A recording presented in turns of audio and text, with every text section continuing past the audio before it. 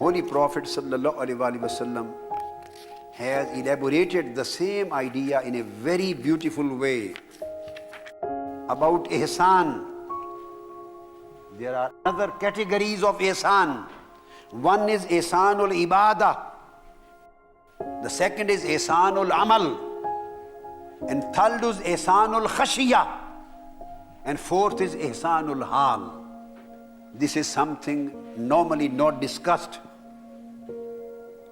I am deriving each and every kind of ihsan from hadith of Holy Prophet sallallahu alaihi wasallam. Nothing of tasawwuf and suluk and tariqah and marifah is based on without the foundations of Quran and Sunnah. You have heard about ihsanul ibadah. You should worship in a way, in that condition and state as if you see him. This is ihsanul ibadah.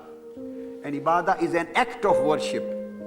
So ihsanul ibadah we have discussed. Second ihsan is ihsanul amal. Anas bin Malik radiyallahu ta'ala anhu reports, qala Rasulullah sallallahu alaihi wasallam, al-ihsanu an ta'amala lillahi ka'annaka tarahu. There was al-ihsanu an ta'budallaha ka'annaka tarahu.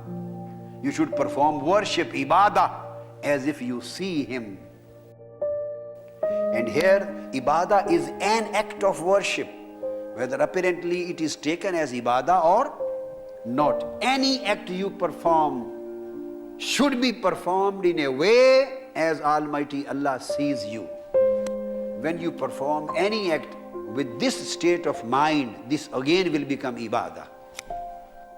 Whether you are sitting in your university, whether you are praying, whether you are doing your business, any act you are performing in your life becomes ibadah with two conditions. With your niyyah, if you are performing for the sake of Allah's pleasure.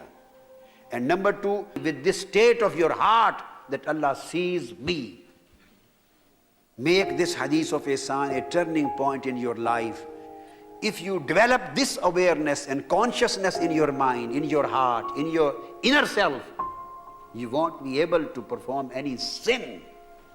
So now ihsan has upgraded. First was ihsan in specific act of ibadah. Now there is ihsan, excellence and perfection, every act of your life.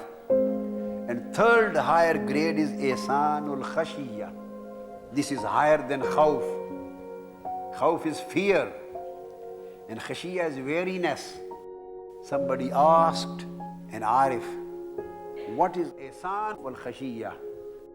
Let me tell what is khashiyah. It is said that khashiyah is unrestness of heart. And the hearts of the lovers are never at rest. They are always upset, they are always worried. Almighty Allah takes some kinds of worries away from their heart and puts some kinds of worry into their hearts. Worries of world are taken out of their heart, and worries of akhirah are inculcated in their hearts. Those people, those hearts which are full of the worries of world, they are ahlud dunya. And those hearts which are full of the worries of akhirah, worries of life hereafter, they are ahlul akhirah. And still there are some whose hearts are full of the worries of their beloved. They are ahlullah. Some are lover of the world, some are lovers of akhirah, and some are neither the lovers of world nor the lovers of akhirah and Jannah. They are just lovers of Allah. So the weariness, khashiyah, is unrestness of heart because of fear. Then he was asked, fear of what? Fear of being cut off from your beloved. Always they remain in a state of fear.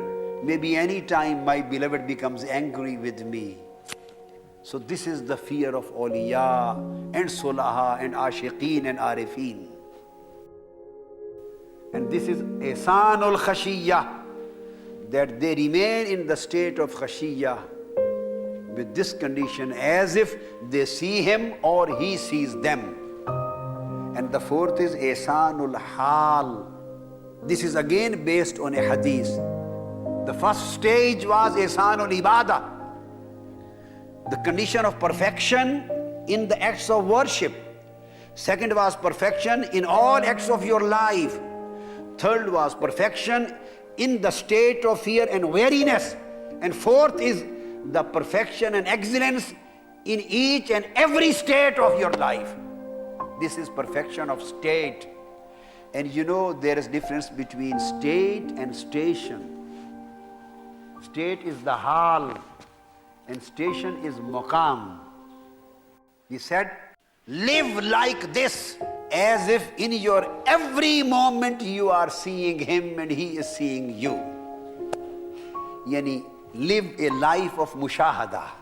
This is the ihsanul hal. And those people who achieve the state of ihsanul hal, and hal is a state which sometimes comes and goes.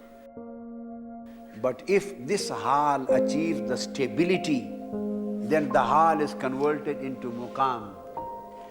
And permanent station of ihsan means wherever they are, there's no change in the habits of their life, no change in the etiquettes of their life, no change in the manners of their life, no change in the vision of their life, no change in the preferences and priorities of their life, and no change in conduct and behavior of their life.